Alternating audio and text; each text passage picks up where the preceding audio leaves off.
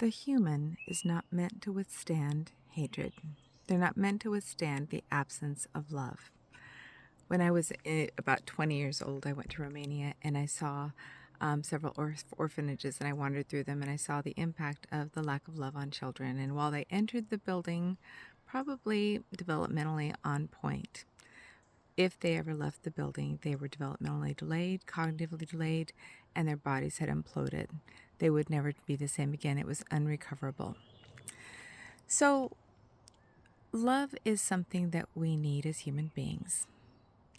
And a lot of times, places of worship call something love that isn't actually love.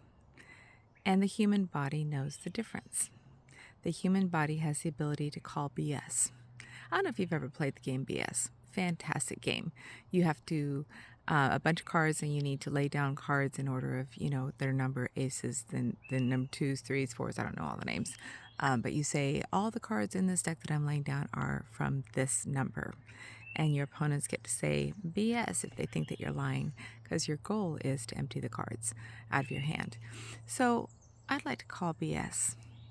I'd like to call BS on families and churches and communities that say they love their neighbor.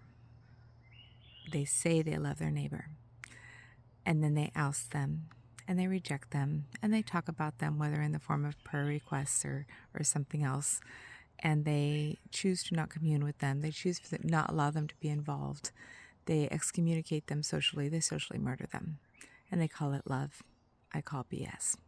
And I call BS on loving their ministers who are also being ousted because they love members of their communities that have done nothing wrong, have caused no harm to their community whatsoever, but are being ousted because of the discomfort of the leadership in that group, whether it be family or church or whatever. So assess if your community is actually loving or if your body is calling BS.